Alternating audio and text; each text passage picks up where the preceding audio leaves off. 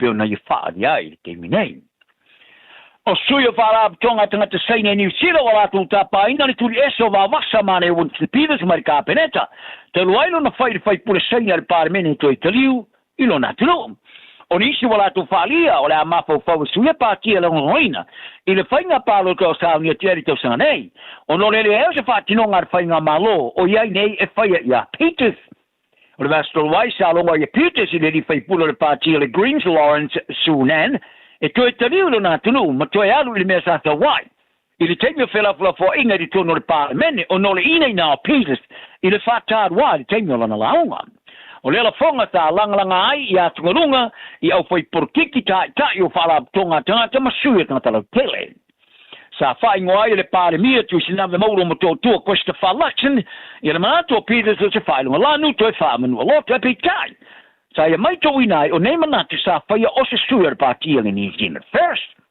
ele o fati eine election ni Peters in the tele o te in foi to fa tasi mo New Zealand first I so se tu ai ngo madienga so fa tasi ai pe mai al finga parto kele e si di mbele dua sala tanga te sa tawa fio se kulupu no o wa so tengelo kele fa ngo vaso e langa ya tungolunga e winga ni mana falia e pio na la tu ta wai e fa ngolanu fa man loto to ele teriina o to tero ila tu sa immediate election e tapai da vesio Peters mai lana mata fa yo fa min star al tebre o fa election sa teleno ya Peters e ma fo mai ile la fonga sai fa ia ile teleno anga ma fa i poti le fe no fi ma el fon tanga ka peneta sai fa ia sa teleno ya Peters e sa muse fo fia pe o ame sala teleno ina ai pe fa ia sona le fia le na min star mai ta wai o le la teleno anga mutai lava I lava ma Peters o le tupulanga televo sa ia tatuia se isi tama televo ma whanoailo no wailo no whanga whaatari pasi te nidin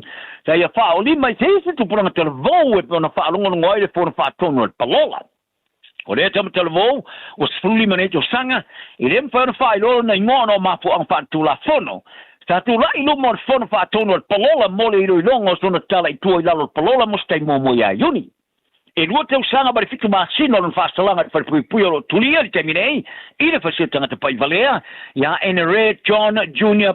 poeta Anna McLaren le sa tuile manamba ile no fanga fatri passi ile solusu tolu melu afi mare fufa o se tal sanga bango tala le staff e o ile longa sa tena ile fai unga ufa matu ina nei ta wai o le teno le so tula fono ai fatu asu tolu teu sanga le tom telvo ile fa sengana tanga to mai fa pitore ma fo fa usi tulanga la makia to so tula fanoai e ma walalo ta waile li potel fon fa tono palola e ta ona lango ngoina le tupulanga fa masani fa tinonga to sina yai e a fia ma o onga o ta wai foi a fa to ti pokino na tunu sa fa no wai o la le to yeseva va ingalo ia o ia ta o foi li poti o fa ilolon salamo tu samana mesa fai ma o le mautonu ila nanga sala ta o foi o le tama televo sa fa o lima ngonga se isi tama televo e fo mai ni chile nei a o yene no fanga le matanga ruenga o fa masnonga ta pia tu planga o lona tulanga te o femalanga inga wa fia ile le se visa te minei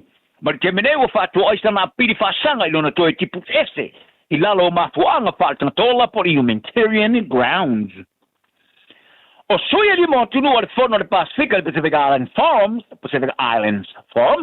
o fatta o toina tu mauna na fiai il porcalame mo tupe mo tongi mo vista bond program al malo America o le porcalame o le amana mi ai tanga tama ia tunu a mai ne tunu de tongi ia le o tulava ile nus frua fetala America e mo fa malanga America stanga ta siasi fa vai temi por temporary visitor o lea whae unga ina ua mea, o na wha maonia le matanga lungo stete le United States of America.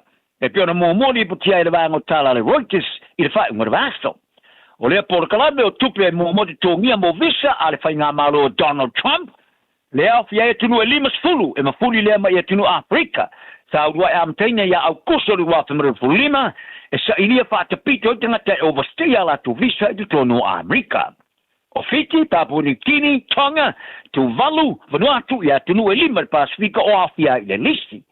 Wharia e maro o Amerika, o nei tupe mo tongi o whamaunia o se mea whaingarua ngau ngā, mo le tuuti ai o overstaya. Talonga sa manu marola ule te polo tawa ta el silver furniture ni usila pilauri talonga marola ta pulenga di tono sumaleon to sanga il fatto il roina le Jamaica lim sumaleon fast food valu I Clasco ya Scotland il failo ai lo sita al vadder ma tutto nai ore manu marola se la sanga le mai di silver furniture I tua mai lo se vai tenyo faina ta sa after ya I more talonga in Silene o ta alfata otto sa fo foina sa fati no ina mata ina le silver furniture e pena lá tu mo foi aí no le pitia ta ala pui pui fatu lunga ina maulunga le le lange Jamaica mortalo no lua sa pai ki tira au na to smartasi ina wole mfana ta ala il tene ta ala pui pui Catherine Hall il talonga ina wa afira so ngolon tu vai il talonga ma Wales ina se tofi o te mo muli sa manu maro le silver furniture il pene au talonga maro ta plengo to sanga lu afsfulu I daily games I initia o se uma mata ina tele le mo silver furniture pe afuanto le tulanga le morio ia di tamu sanga ni ti polo falo to le New Zealand le ANC the Premiership o lo tau mai toa le o yesta tinonga o le yesta tamu sanga to son fo o se tasi o tala fa vai ese tulanga silingia sa ia le fa to sina silver furniture ina o sa fai to mai tai fa ya on game no lin tauroa I talonga mo mascotilani se ulo jami sa to itali wa se fa ya on fa ulu to mai o topo ro fa mother for fun o se te mo to sanga o vai sa fa malo lo tauroa no atungalunga sa fa leo ese mai ngo tenta alu e winga nan te inga si o mianga to ninga e sa fa malo ai tala moni vai aso ai sai one ina to fear to finger ai to a molo na mano ile au ai to toru vai aso ele amateina talonga mano tau plenga mole tolo pinga au te mere lua I pina sa ma mo tanga ta alo pasifika sa mo ele sumulmulo talonga mano tau plenga le fa ba nei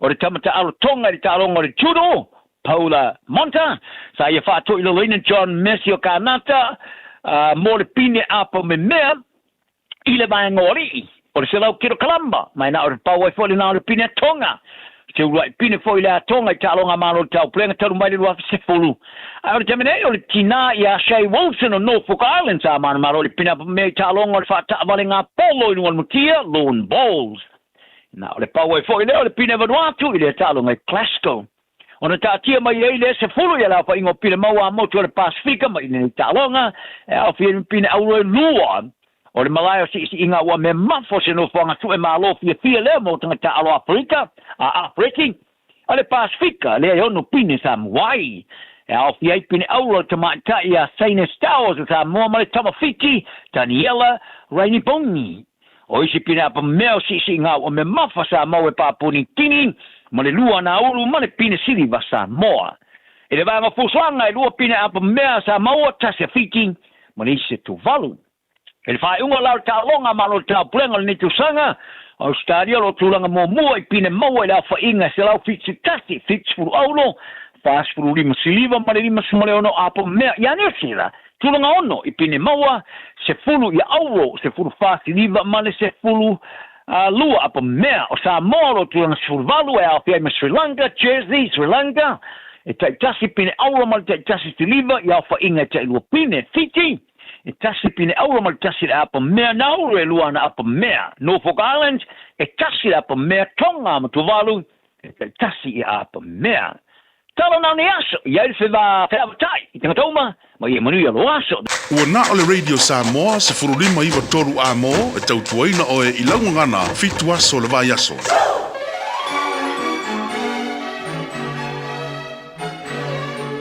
Talo falava o eti fui mon McCarthy o solua vai asta itasi mai sfulu le taiau o lo o wina tuai le por kalame te te pai le ainga o se por kalame tatou te fitu fa iai le telo mta upu o ngā a wale ati na e o tatou ainga o lo fina ngalo e taua fatasi miso matou manatu e fisosoani lea a wase lumana I manuia o tatou ainga maloto I fale manatua le por kalame te te pai le ainga fatasi mau eti fui mon McCarthy ia solua vai esta itasi nei le sifulu le taiau I lunga le radio Samoa sifuli mai vitolu a mo. Fatalo fatu ma le faalo lo tele lava ile pa ia mai mamano le tata o tunu o le nei fo ia sifo le amatanga o le nei fo I masina ia le amatanga fo o le vai sa o le solua le nei Whaaftaitele lava, tonu wafu o mai foi. Whanunga lelei le nei tae au, I le alofa ma le anga lelei o lo tātou tapa au le langi. Whaaftai lava wa o ia lava lo whapena na ia pui pui, ma ia tausi lo tau soifua ma lo fo iola. Whapena I pio na maua I awanoa tāua tātou te wheloa I foi. Ia wala fo se whapoponga tātou por kala masani o le tue tepa le I le ainga. I le nganga fia ma le whaaftaitele lava I lumo le atua I te whawhelo I tuai, e pa ia ma le malu mawalunga o le tātou watino. Iau tūlanga whaalupe Samoa mai lava I maunga te tele, se I o lava I maunga iti. O le au whai ngā luenga le atua whaafale le malu whai taulanga fia. Tō vine e ka le sia keurisiano o wā lava le tala ino le tala lilei, fia lava po New Zealand nei, po fia lava le tafo le kelope o lo whapena na e whaafonga mafuta mai e. A me se fo I lo tātou watino pele o Samoa. Ia o te whaatalo whaatu ma le anganga whaafitai ma le whaalolo tele lava I le nei fo I tae au. Whaafelo e fo I ma le whaalolo tele lava I nai o tātou mātua, tua asina sina I te tonu o ainga I maota malawa. Whaaftai tele lava I au tau talo sanga molia, lo whapena o na manui ai ngā luenga I asa taitasi, whapena le tāpua inga a wā o onga na yalo ma whanau, ia matulanga malawa. Ia taluai o na lo whapena fo o na awe maima o atu tātou whasalaua tātou utinu pele o Samoa. E whawhelo I atu tonu tātou ainga poto, swafa o tātou ainga o whaletua matausi, whaafetai lava, whapena o wala awina, ese mai le atua mo tātou ainga. Tātou te whaamue o lo nā lofa o lo manuiai, pe lava e mafuta mai ai I le nei tai au. Ia o te whaafelo I atu ma lo whaaloalo tele lava, ma ie mātitua se I o lava I se o pito I titi, nisi fo o lo whaata o toli e tonu o mauta ngase, no fuanga o tangata mātitua. Ia o tali tonu mo tonu no fuanga tangata mātitua, ele ngase uma I lātou o lo no fuai, o tonu o New Zealand nei pe lava nusila fia, oni vaenga tau o te pena ina I le o langa nei e mapoti e mātu o lo va ai matausi ai. After telefo o lātou ne, ia ki mai lava le tio ma whaafonga mai pesi le sila mai foi. A wā luma le sila fia o tua asi le sila foi, tūlanga whaaneo na pō. Ia o lo sila ma whaafonga mai ei. I tūlanga umala foi pio na whaonga aina le nei vai tau o seifuang. Pa whelo I atu o tau umalava. Ma o tau tangata mātitua po whea lava. Ia o wheo e mafuta mai ei po tonu o whalwhai ngā luenga, tonu o lo ta vale, le alava le ngā luenga I tenga lue pio na I tāua ngā luenga uma. Ia fo I ngā lulua I pasi o nai awi ta vale, ia whai mai le awali o ti a koro se matu I kāle. Se o nisi fo I au taimi, ia e halua le pasi ia ala whaafonga le radio Samoa, e fia ai fo I o lātou fina ngalo. Ia ma whapena o na taito o lua ina ai I whai ngā malanga I le tele o nisi o taimi. Ia o whea lava e mafuta mai ai, tono maota malawa o whea lava, Vele atunu o lo whapena na I whaafonga mai ai le tātou atunu pele. O e mawhaina malama le tātou ngangana. O le nganga fifia le ma le whaafitai le mea alofa le atua mai amo I tātou. E tātou te whelo I ai po whea lava le tafa le kelope. Ai o lo mwhaiona e malama, ia sila fia fo le tātou ngangana. E mwhaiona tātou fitu wha I ai. Lau whaafonga mai, ia ma mātou tautala ati fo I ma vatu le whea au le aso ma le aso. Ai vi I ai le atua. Ia o le nā, nei taimi, ia alo mai, le amataina tātou tō tepa le ai, pila wana masani e, le whaitawina o le whiompa I a le atua. Wa o tali tonu lava e tau fo ina iei se sao le nei polo kalame, mai le whiompa I a le atua, wa e tasi lava, ia si o utae au I vai o sata I tasi, a whaafonga mai a. Mai, o whionga pa ia, o whaamawhana whana ai le atua, I lona nu Israelu. O tātou fo I lea, nei vai tau o leo langa o whiompa ia uma le atua, o uwha amawhana whana fo I fisoasoani o taiala, mo tātou o whiwhiria mai le tusi, le Ezekielu o lona mata upo tō suma leono, a lo o yeini upu whapeo la o whaitawina. A wao te avea o tau anu ese, ma o whaapotoina o tau mai nu ese uma. Ma o au mai o tau lo o tau lau ele ele. Ona o sausauina lea outou i le vaimanino. Ona mamai lea outou, o te whaamamaina fo i outou i outou leanga uma, ma outou te pua uma. O te avatu fo i a te outou le loto fou, ma outou i te tonu i a te outou lea nganga fou.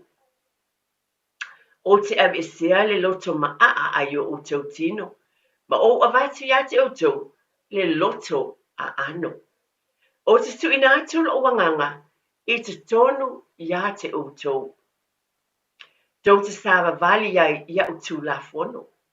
Tau te ana fo i au whaamasinoga, ma outou whaia. Tau te nofu fo i le nuu na o fo i na atu, i o outou ta mā, e whai fo i outou mo nuu, e whai fo i au mo outou atua. E ese le alofa o le atua, o lo whapena pia o na i whaatinoina fo i nei vai tau loutou soifua, ma lo tātou wola. O mana tu le vaenga o walo fai mai o te amaia nuu ese. Ma tu whaatasi o te tono New Zealand nei. Tono o lo tau sila fia ese atu nuu. Mai lea atu nuu o lea motu. Lea motu o tātou wo mai tono New Zealand nei. Wa vele nei atu nuu o New Zealand e fai mo tātou nuu. E tātou te nofuai. O na saa mai e leo wha manuianga le atua. I lo ainga, ma lo ainga whai mai, o te avatu foi, ia te outou o loto fou. O te tuuina ia te outou o nganga fou. E whaamanuia lea tua ia i tātou umala. A pēnā foi po whia po te poto ai po Amerika, po whia lava i ei nisi o tunu. Ia tunu e whafo mai Samoa, o tele tangatanu ese, o lo lalam papa awai. A pena ia fo isi o tātou o tunu pele o Samoa. So tele fo inisi o tangatanu ese wa whio atu. Mana no fo i Samoa a via mo lātou nu. A pena fo i Ausitalia po e whaafonga mai. Ai olo o iai le whaamanuianga le atua. O te tonu o New Zealand nei, ese atu nu wa mai le atua. Tātou tangatanu ese. Ai whai mai olo o iai le alofa o le atua. Whaamanuiaina i le atua. I o tātou tangatanu umalawa ua nofu whaatasi te tonu. O le nei fo i atunu ua e alala ma o nofu ai. Aftai le ngang whaaloalo lea. O le talo i whaamanuia pēr lea fiongpa ia a le atua i tonu i o tau finangalo. Mo tātou loto o mea le tātou te whaafutai ai.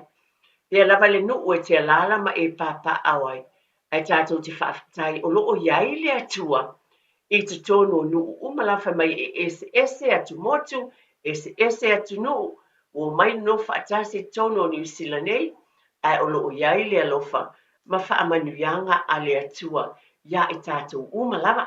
Ia whaatalo whaatu, pa maalolawa i o tātou ainga. E ese le alofa o le ali, ia e wia na malulu tātou nuu nei. Ia e mawhana whana i tātou le alofa o le atua. E le te a le alofa o le atua ia mo i tātou, o na nafi ma le asopi o na upu. E o lava le whaavavau. Ai whaamalo lama, e tonu pe o nā fōi whafte te le sunga le awao. Ia mai se fōi le whaletua pe na amataina ai le tātou pōrkalama mai lava le tai au pō, le waweau whafte te le sunga le awao. Wai le whai ngofie o le mea moni e mālulu, o lau lava le atala e whai whaftai le alofa o le atua. Whai iai o na maua le mālosi, le sunga le awao mai lātou uma o e ala popō. E usu i ngā luenga o le nasa tau tuatu i lo taupa ia malmamalu. A wā lava ia le tātou pōkalame e tono le hala leo le vi ia i le li. I le avea se tasi le vi inga. Ai whaafo i le vi inga i le atua. O na o ia o lo a maia le malosi le tino. Loto ma fau ma le anganga. E whaatino i nai wala a wina o le whaftai. Ngā luenga pe un whaatino i na ien tiute. Le amatanga o le hala leo le nei foi. Vai sapo le nei fo i tai au, pa aftai tele lava.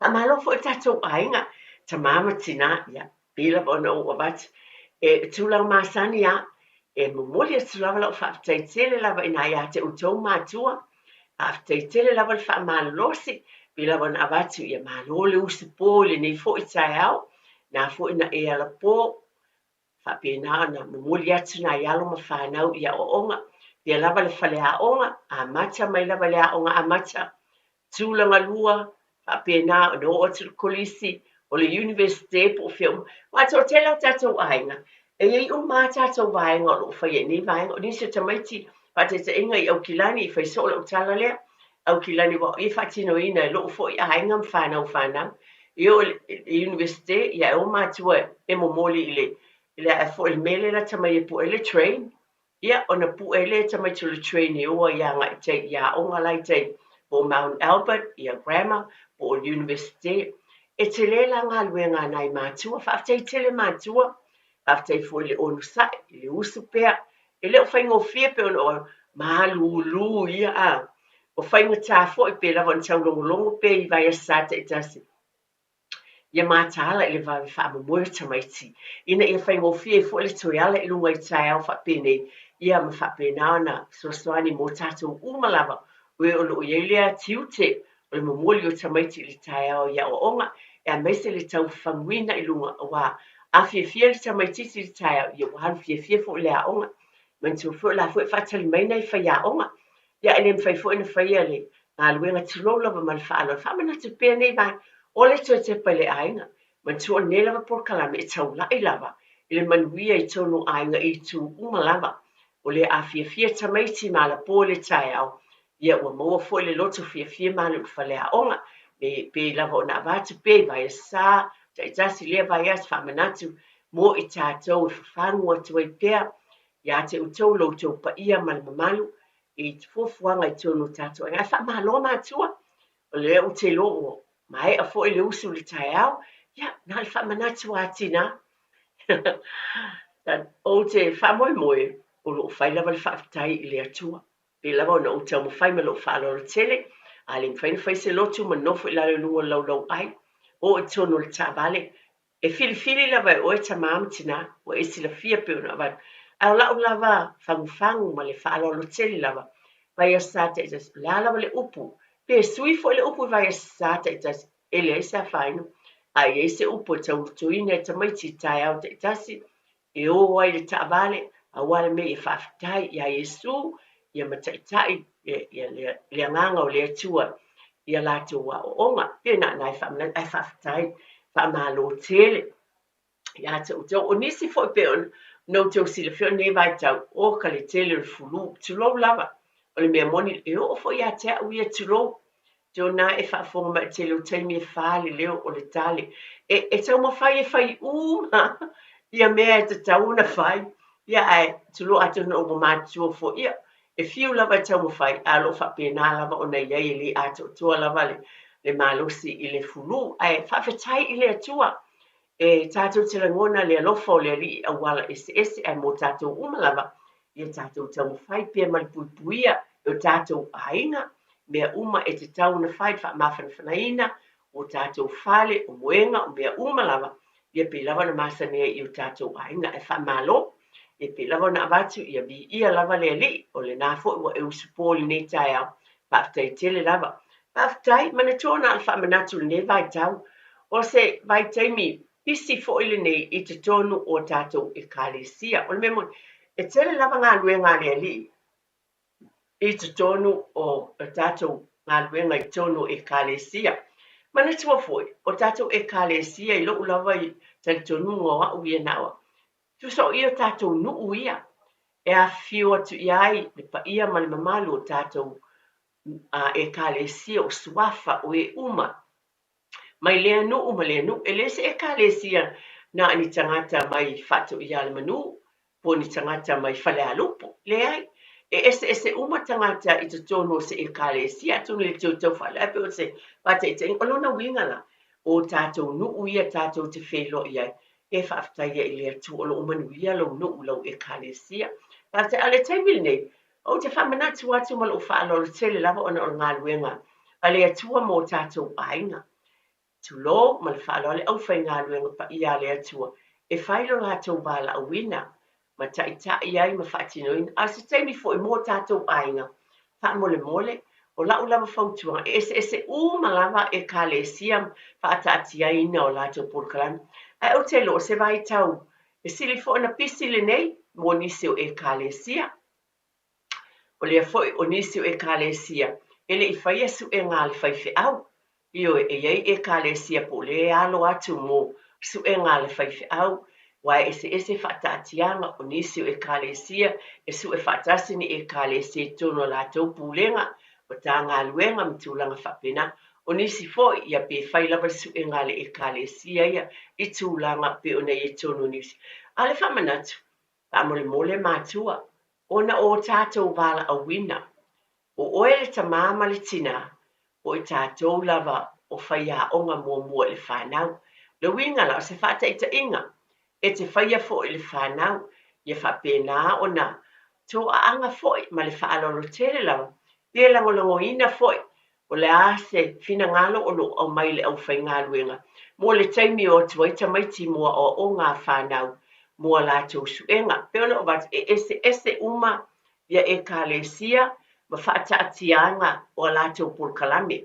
Ai o tātou tangata pe ona o avatu, o tātou nuu ia, wa iei fo ili au nā lea tua i ta ina le ngā luenga, a o tātou pa mole ia ave alo mawhano, elelei, o isi wa maea la tau suenga pela na o avatu, o mātou ia umar suenga Sunday School Uni, a o iei lawa suenga ia ili ngana wha Samoa. Ai, nisi o e kalesia, ia pe tu whaatasi, pe fie e kalesia, e o mai o na whai leo la tau suenga. Se umalama la, ia fuafuanga a le paulava le tatalo te pai le ainga. O le whaamanatu i tātou mātua, se i lango ina, le fina ngalo foi ma se fina ngalo o mai i au nā le atua, i taimi mua o ngā tamaiti, ia ele ngāta mo suenga. Awa e foi nisi, vawe a mata o na tā pena ma lo tamaiti, wa le newa au kuso, se te ma o ki topa. Ngo fuatula iei, ia ama mau lava to esfulu vai aso. Mo nisi ele fai ngofie. Mana tuol to tele o i tātou nei. Tau mo fai lava le lota maiti e whao ngā ina le ngangana Samoa. E whai ngā tā tele la. O le mea moni leo te tau atua. E whai ngā tā tele mua. O le tele o nisi o teimi tau mo fai. Ina ia wha leo ina le le e tamaiti. Ia upo le tātou ngangana. Wa vate whau tuanga o na. O le polkalame a le toe tepa i le ainga. Wha mua foi i lo fina ngalo mo tātou loto. Lea o ina o le whanau i le upumoni ma le fiongpa i a le atua. O lea ma le whaalolo tele lava na le whafangu lava. Ai a te oe lava ia. Ai o te tau atu e te iloa e fua mai fua le lei. I le ungo le soifuanga o te wala ma le whanau. I le tātou ngangana pe a whaongaina. O te loa u lea o ngā o le ngangana o le molen sila fiona ngana Samoa. A wanga luenga. O leo o te tonua u lo u ainga. Na o ina tamitau tala ngana Samoa. O leo wa iei ngā luenga. O ka se te leo le sao le ngangana. Ai mai se o le mea lofa le atua. O le mea moni lava. A lea o te avatu e me lot maulalo. O a lava tūlanga o iei tonu e ka le si e wha mole. Lango ane i le au whai ngā luenga a le atua, ina i whapena an whawhai ngofieina po su e ngā tamaiti, o wa amata fu na tāpena, wa nisi ia i le mawhaile wheluai, pe o aso uma, i le ai, pe e tasia o le asa sā, ia po sisi taimi mwha na whaavano ai taimi wai, tele fu o tamaiti o tuatua ngia i le aonga, o mea te tauna iai, ai, ma le whaaloalo, whaavanoa lava se taimi, mo le whanau, mo o ngā sā, mo te tono le e kālesia, o le whawhangu lea ma le toi tepa i le ainga, ina ia mātaala i nei mea uma, a wāle manuia o tātou ainga. Whea lawai te alalam pāpā awai, ma le anganga whaaloalo o te whawhangu i a te oe, awe si o watari ima si o wawhine, le ale aso, le ale teimi utu ina mai i le sunga le whaifi aupo whai a onga. E poto o tuai moni se li amataina, nei se a whain, ai moe wa amataina, o nā o ina mo lo tamaiti o lea wa au kuso nei se tema o tupu. A o nisi foi, ia o suenga la tau lava o ngā sā, a wā e ese umatulanga, pe o na iai, nā le whaamanatu, ale tui te pali a inga. Pa manulu atu tawai, tu atu mo whasau lau mo whapisinisi, ia tui foi mai whaftai lava. Tasilima i Fotolu Amo Radio Samoa. We're recruiting for New Zealand's most important jobs, and chances are you're probably qualified. Whether you make coffee for others or just yourself, if you're a shop worker, tall building worker, gym guy, gym gal, teacher, preacher, scuba diver or Uber driver, bring yourself to the 2026 general election. No experience? No worries. You'll be trained and get paid. With thousands of jobs available, it pays to be you. Apply at work.elections.nz. Oso. Sun, fe o kausinga iau makari ila manga iau lau ka vali fou. Abui amu uso. Bag. On Enterprise Motor Group man ka. Wa uso yaid kaya wangi. Lei yang whakamoe lau whainga duenga. Ai o akure a fia wa show lau ka mai lunga lau wala. Pa wa koe ngā ka vale. Piki apu SUV, van. So koe ngā ka vale ha. O fe foi cover. O le lima ongo fiku Great South Road man kau. Pe vile le over se lau lima o dua korfa. Enterprise Motor Group man kau. Sa ili, fili, ma ave loa lau ta vale. Le Shine Dental, susu mai i le lātou whalefou. Po te le ma matango fie, il whaia fōle siaki au o loa, whaapele ni whawhampi e tasi.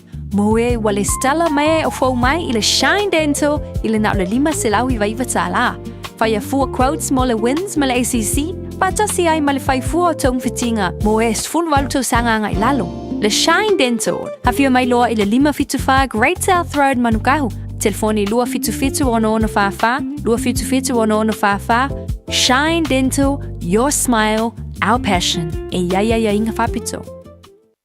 Ia, o le whapoponga lawa neo tātou por kalame o le tue te paile ainga, mantua le nei tai au, pe le nā watu tala, o loo iei te tono tātou nuupo o tātou ainga, le lofa o le atua, i au nā le atua o lo whapena nei e kālesi, e mana umia fo i male whaaloalo, i langona lawa wa uia le tina, o nei ngā lulue nei ngā luenga, e iei taimi mana umia ai, lo tātou ngā lulue whatasi, o te lofo o se taimi, e le lei mea uma pe a whapena o na ngā lulue whatasi, whaptai tele i lo tau pa ia male mamalu, le se a whaena pe a whailawa, o lo solonga le lei mea uma, a le por kalame a te pale ainga, na ona tui whamana tua te tāua, i le tātou ngana o lo whaonga aina i tonu o lea vaenga tāua, i tonu o lo tamaiti ma vaenga whapena.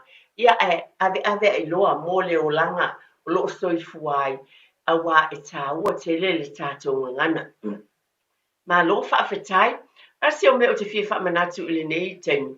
O na tala no atu i le taimi le nei lena, o taimi o tuana. O leo to a uma mai ta longa ia le malo tau pulenga a. E ese le mana ia, mana tua, wa o fia lava, wa le upulenga amataina le tātou, por kalame mai le whiumpa ia le atua. Vai mai o te amaia o nu ese, o tangata ese, mana nofo whaatasi whaamanuia le atua. Ia mantola si tātou nu ne o New Zealand. Ia ese, maa ia, le tele o atu motu mātu nu o tangata ese. O lo ona nofo ai, ia, o tangata Māori, o Kiwi, o lātou uma, tātou Samoa, o alawa. A o I lena o tuai tātou au taalo I e tonu, o le taalonga I ale malo taupulenga. Lena whatau nuina I tonu Skotilani is Glasgow. E ese le mana ia, ta ilo iei awa o manatua ona o le toi te pai le ainga. Tātou te fia umai, tātou te fia I po le upua le atua lena whaitauina. O tātou mai tātou no whatasi tonu. O lo o iai o tau walo ma tātou whanau. O tangata nu ese o lo ono nofo I tonu. A o whaamanuia ina ona o le alofa ma le anga le lei o le atua. Le tātou te whaaftai iai. Tātou te le papeane wana o aina iai. A tātou te fia wa o le alofa lea o le atua tātou whaaftai na te talo ina ia manuia. Whai wina ia ta alonga I le manuia ma lo le taupulenga. Mantua fo nei bai tau leo langa. Te leo sa inga ma tūlanga whapena. Ana manuia ta alonga umo leo tue fo I maisi tātou watunu o New Zealand nei. Mantua se fulu tasi aso. Fulu tasi aso na whaatino ina ai. Ia nei ta alonga I te tonu o le Glasgow I Skotilani. Ese fo le manaia I le baba ai atu. O se matango fie fo I leo le atua e whaalia I ona tangata o tātou ainga. Io le tātou nu o Samoa, whaafetai tele lava, lena maua ia pine euro pine lua tātou tunu o le pine euro o le maua po la elisi pine si tātou ai whaafetai le si I mea mamafa. Whaafetai ai, o mea umaia, e le whaatau wa ai loo lava langona, o ni mea le lei, o ni mea tāua, o le alofa, lea o le atua.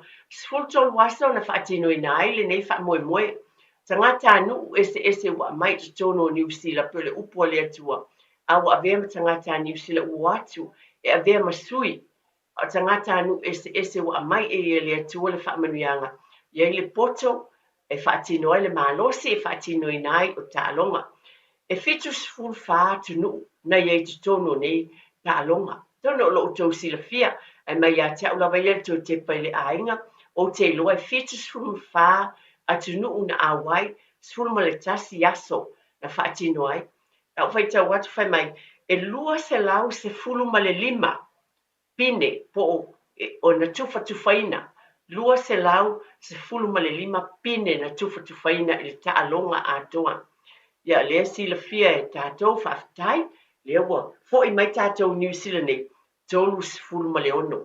Tōn mana ia le tālu fo le no whalang nina fonga ina le sungai, le na whaatino ina tātou news le na fonga ina atu ai le whaia tātou Port Kalame i o le nā na whaamatala o mai nā atu ai.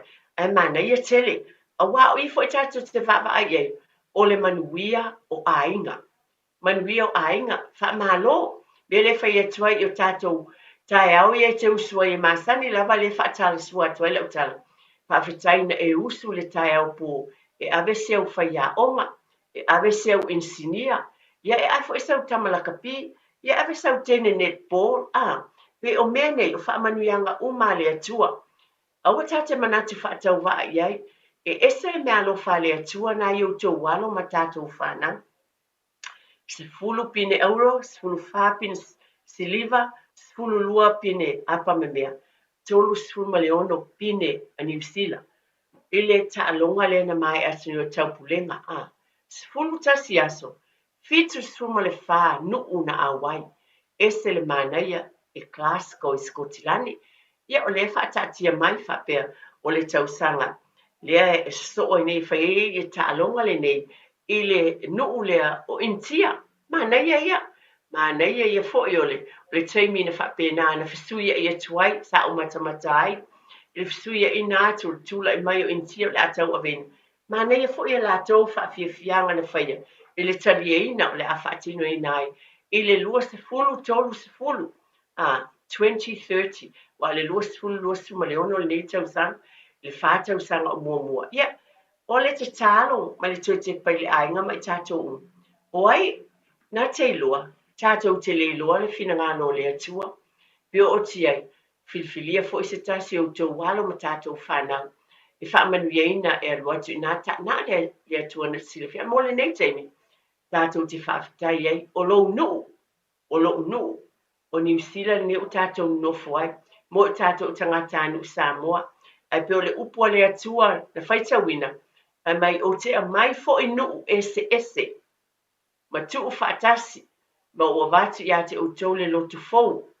O la ngona I o la fiong pa ia le atua o mai fo I neta o wa tātou umalava, ese tangata anu uia na oe, e represent pe na wat whawhetai, si tama lea o iti, lea si I mea mafa, whawhetai ese le manaia, pa I atu nai tene iei, tene netball e iei fo I pito Samoa, e tātou te langona ai le whawhetai, ona o whaamanuianga a le atua awala, I ta alonga pe o na whianga ia, e o whaiwina I le manuia o menei, e tātou te whawhetai, o tātou ainga, lea I tātou mautinoa, e awala ese mai le alofa o le atua I whaamanuianga, peo no tau sila fia nei vai tau, ta alonga lakapi, te le alo ma whanau o Samoa o whaeaina, mai I ta alonga o le lakapi, tātou te le loa fo I polar whaamanuianga le atua, e o te sisi ta alonga o le malo o tau pulenga le whātau sanga mua, tātou te le loa na o le atua sila fia, e e fo inisi alo Samoa o le awhio ti e whaftai, tātou whaftai le lofa le atua si tātou atinu iti lava Samoa o alofa le atua, lua ia pine o whaamanuiaina ai, tātou whawhetai ai, tātou patipatia le alofa ma le anga le lei, o le ali ia I tu uma lava o mai lea vaenga ona o tātou tangata anu ese o lo ono nofo I te tono New Zealand nei a o e mau I iei lo tātou sao I te tono le atunu nei New Zealand a wā o e mau o le tangata anu Sam o le tangata anu New Zealand o lo ua e alalam papa au te tono New Zealand nei o lea tātou te whawhitai ai o te langona usu le tai au ni avena I alum whanau pio no wa tātou te li loa ai e avatu pea tātou loto tele mwhawhitai e ta pena I le atua le teimi umalava o ana lava fuafuanga mamana mo te walo ma tātou whanau I tūlanga ese pio na iai. Tasi vaenga o te fia whamanatu tātou proklamu te pale ainga le nei tai au malo whaalola tele lava. O le sitalaina leo I tātou mo tātou whainga pālota. Man tō fo le whainga pālota a le tātou malo nei o New Zealand nei, ia wautou sila fia whaatau nuu I le masina o Novema. Novema le aso fitu o Novema. O le aso le whaatau nuu ina le whainga pālota tele o New Zealand. A e te tau I le aso luas fulma le lima o ke topa. Luas fulma le lima o ke topa e tau no o tia I ua. O le stala uma general votes a pālota lau tele te tau lava. O lau la whamanatu I o tātou ainga ma lau whaalola tele lava. E te tau lava o nau o tiai. E te lelo sao ma le tātou sao. E le whainga pālota le tātou o tinu whamanatu mo general votes whapena I le stalai general roll ia po lalo I le vaenga lea. Mana tua e te tau o na le stala I le aso lua se fulu ma le lima o ke topa whaamole mole lama. A iele si vaenga taua o te whamanatu ma lo whaalola tele lava. Ona iei fo inisi o tātou tangata anu Samoa. E iei fo I o lātou slow. O iei ni o lātou vaenga iei pito Maori. Ma le whaaloalo e moni lava. O nisi wa iei fo I o lātou walo. Walo ma whanau. O soifua mai. O whai poi popoa. Whai ainga I tangata anu Maori. Wa iei fo I la o lātou ainga. Wa whapena. O leo te loia ie o lo whapena iei o lātou ainga whai poi po. O mātutua fo o te iono sifuru tautanga. Lima sifuru. Wa iei fo I la whanau wa lātou whanau. O I lātou lale nei. Ia malo whaalo nana o tui whamanatu atu. Whaafunga mai. E te tau. O toe o tai au le solulu. A o le asapo le astofi. Ia au kuso le asono. E whaangatai. Pea e mana o sui mai le general role. Ai tu ina atu oe I le role a mauli. A tangata whenua. Pe o le langona lea. Na al whamanatu atu te pale ainga. A waiei ainga. Pe sui. E iei manatu fo lea. Ia ono o lātou. Ia le lātou waia. O tangata whenua. Tangata Pia sui lātou pālota. I o lalo pālota lea. Tanga le Maori role. O le whamanatu ai atu te pale ainga. O ni mea le lei taun tātou mātala iai. Ina ia whapena. Ai mana o hao tu pele. E le general role le iei tātou. Ia. Kaule mea. Ia mautinoa. Io atu le solusu ma lima o ki topo. O nai mautinoa.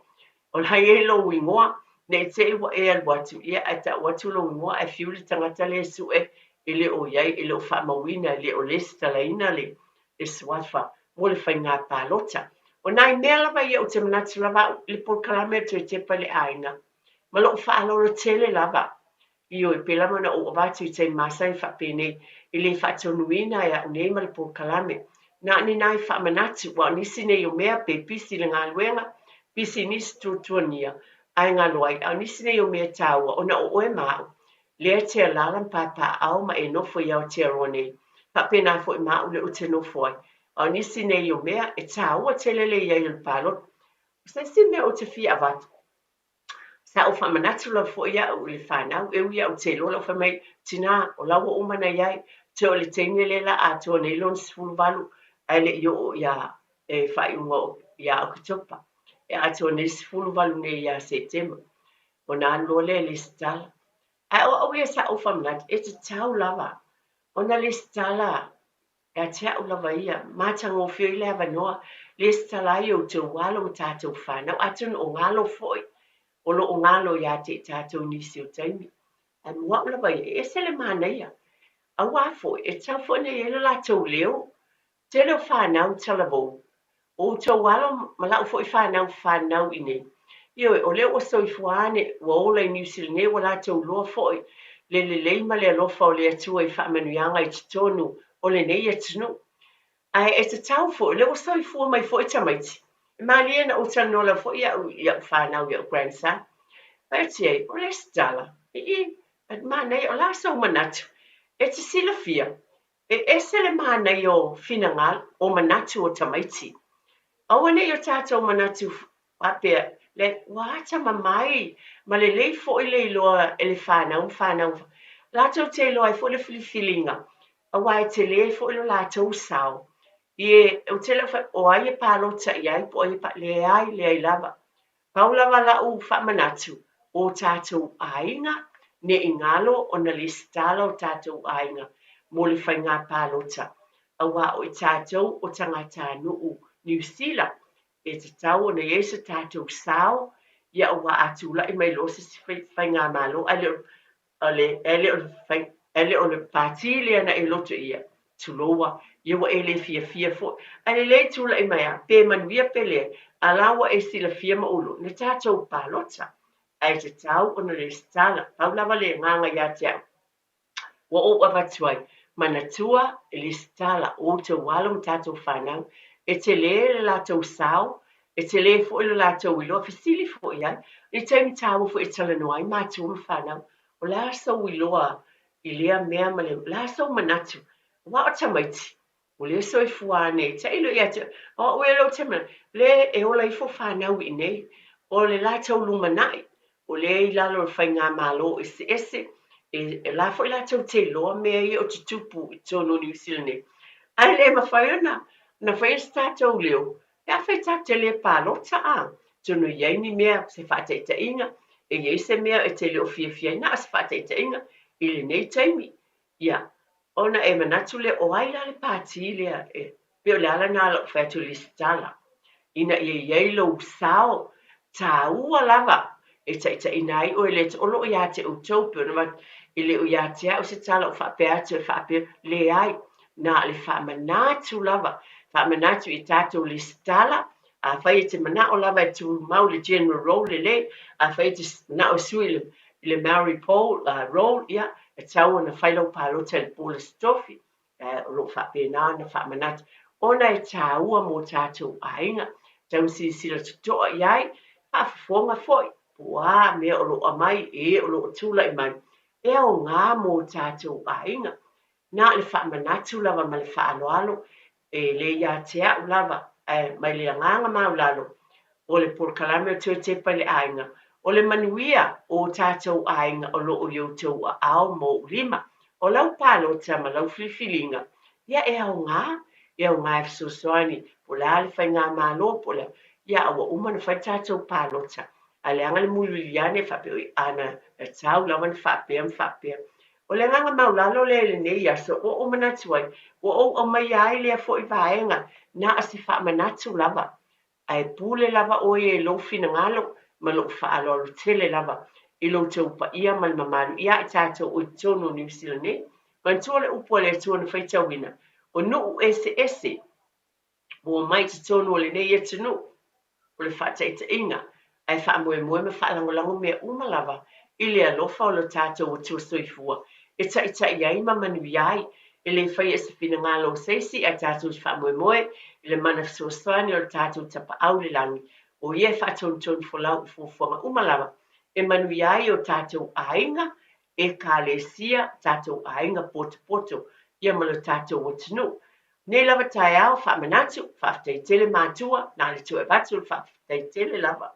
E lava na o watu te usipo, tātou te ala po e ave alo ma whanau. Tātou te le lor fina ngalo o le li. Ai te tau o na whaatinoina o tātou wala o wina. Ia awane o tātou whaavai, ko se mea lava tātou te whai e tātou loto tele. Ma tātou tau wivi, e le te tau fo un tātou no fuai, o le me moni lea, tātou tau wivi, ia le loto le fina finau ina ia maua se lumana I manuia, o tau walo ma lao fo I whanau, la lea ngātu pulanga le o ielo ainga, tau mo whai pea, o whai ngatā le nei o lango iai, o le me moni le o te moni mawina ea, tele eu lu i tau sa le whiangai o se whata ita inga. O lu i tau sa le i whiangai ma lau whanau ina u whanau mai tau sanga le fitsa fulu. O isi u whanau mai whanau le iwa sifulu. O sui, isi mea o tupu mai, o leo o mai lua afe, oka, o tele suinga o le lalolangi o ye nei o le e te tauai o na tātou mātaala. I se tonu lava ia o tātou ainga Samoa, lo ainga I loo fo I fale, o te avatara ma loo whaanoano, o se tala o te avat, o loo fo I lea tau mawhai I loo lava ainga pio na obat.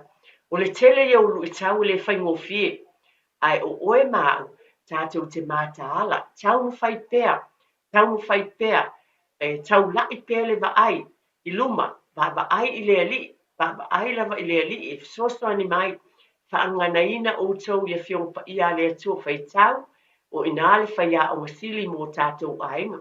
O ese fo le poto wa mai, I le nei vai tau I ta maiti ma me o iai, ai onu sai ma wha pale, tātou wha moe I le nganga o lea tua, e whaanganaina o tau wha pēnā fo I maa uia, I loo ainga, ia e si la fia ai, ma o ilo ai, o mea e te tau na whaia a wale manuia o tātou ainga. Nei tai au whaafitai tele lava peo na mato whaafitai le tua, toi fo I mai ia ta alonga peo na iai, o lau te talo, o le nei atu nu, o lau nuu fo I ma le tātou nu, tātou te talo ma whaafitai le tua, a wā o ia na whaamanuia ina nei mea uma lava peo na iai, ia o tātou fo I, tātou o te nu nei o New Zealand, fua ma uma sui e kālesia o nuu, tā pena I tonu lango, tonu e kālesia mo fufuanga I whaifi au nā lea tua, wā o ngā sā autala wou, por kalame a tina, wā iei fo inisio e kālesia, iei na fo I por kalame, po lotu tu whaatasi a tina, na sile mea le uteiloa, to tele la fo I o mātou I mawhtanga tina, e fo I teimi o mai whaatasi, tu whaatasi, I por kalame o lotu tu whaatasi, pe asiasia I mai ei lesi e kālesia, lesi e kālesia matina, ma ngā lulue whaatasi, e la waina le upo le atua mawhanwhanai. Ia matulanga umalava, lala le o ta wale vaenga le tu whaaleanganga. A wai iei fo I loto tina e o mai iei, I le ngate la waina le upo, a iei tūlanga, I le tausinga o le whanau, iei social workers, e o mai e tu whaatu, iei ta mai ta I tausi soifua, iei tūlanga umalava I mea tau ngā luenga le mālo, e whasosoani I le o langa I aso whaiso, I te tonu o polkalame ia e kālesia. O le mea moni lea e whaatau nufo I se mātou e kālesia I nisi o taimi, e o mai eino nofo I se aso e tasi, whai se camp mo moe ai, ia le poles whareile, au a mata I nā polkalame, ia asto na to la unga le upu, a iei mālo ese o mai, tēne tau soifua, a enga o whaia onga, e tu whaat mai lātou o lo ngā lulue, I ngā luenga ale mālo mō tātou ai.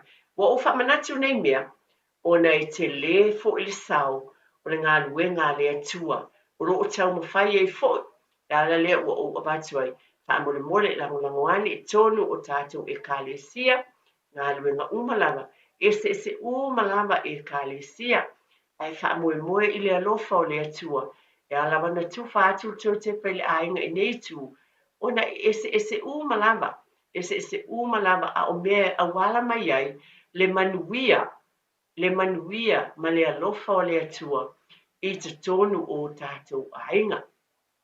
Pāwhtai tele lava, pe lava e mafuta mai ai I le nei tai au, po Samoa, po atunu e mamao o whea lava, e manuia lava lau ainga o te talo, a pēnā, ia I mātou nei te tonu Aotearoa nei, pāwhtai tele lava mo le whaafonga mai, pāwhtai mo le talieina o te tonu I o tau maota malawa, o le tala lava o nele tina, e I fosi upu o la vale, o le leila o whaafonga. Ai sa mo le nei tai ia, whaate e ia inu le aina, e moni lava o te tuinatu lava nei, whaamatalanga ma le whaararo tele lava, wana o se fisoso ni atu, ia e abatu lo tuatu I o tafa. Ai pule lava oi wa abatu e le tu le whautau tele le, ma le sila fia manu iai lo ainga mo tātou ainga. Talo I le atua I tai atu lo tu soifua ma lo ola, nā fo I vai asa. ia o wafu se tu whapunga tātou te pai le ainga. After te lava lau sunga i le awa o tawai, after nei fo tai amo le tau tua whai pēr lava, lo pēr lo soi fu manuia mai le lofo le atua, e tau tua i nai pēr lo tātou o tinu. Mana tua lava pe ona whamanatu, nei mea uma lava tātou te whaia. A tasi lava se ainga, e au ngā i ele nei por kalame pe ona o whai atu i vai se tasi. A tasi se ainga o maua ai se psosoani, whawhitai ma vi i ai le atua, a langona e whamanatu, mana tua, o le atua, o le tamaia o ainga o lama. Te tailo tau sui fōmala o wola i nāwai e sā mua, e a Simon and Finangalo alofa, le tai au i a sui fua ia ma ia manuia.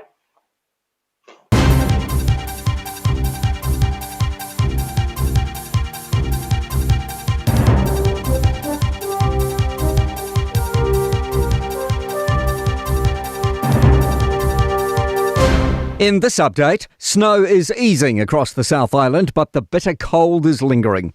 Dunedin police say people should avoid travel, with crashes across the city, all schools shut and bus services cancelled. Snow has closed State Highways 1, 85 and 87, and further north, Christchurch's State Highway 75 is shut from Little River. Met Services' Braden White says the coldest air is yet to hit Christchurch. All of that rain activity is going to ease off and we get some clear skies building in behind with high pressure, and that's going to allow that overnight temperature to just plummet. We're talking -5 degrees Thursday morning. All today's Cook Strait ferries are cancelled with a road snowfall warning for Wellington's Remutaka Hill Road.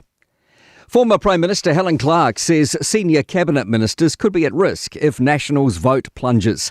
This follows comments by Christopher Luxon on Friday after he told Rotorua business owners they had a parent-child mentality and needed to be more adult. He apologised yesterday, saying he got it wrong.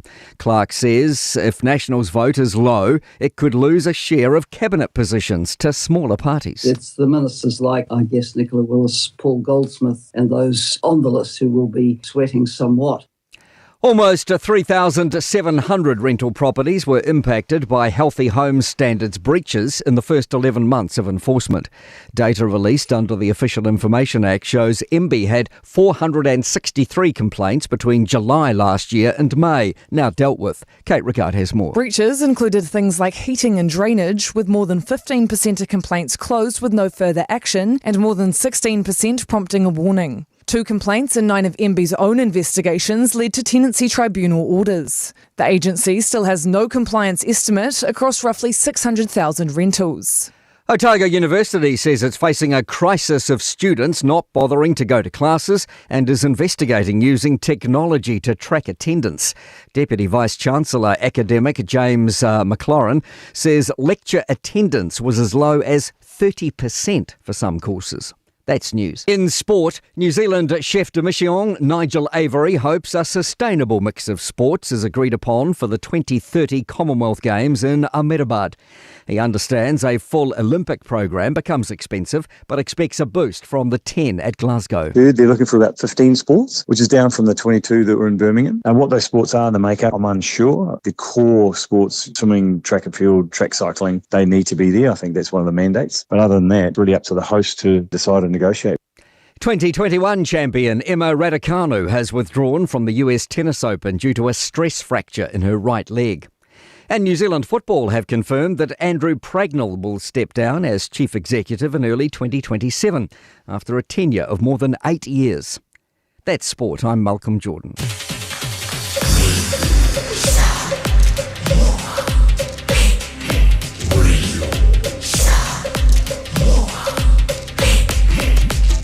Silly Moivo too.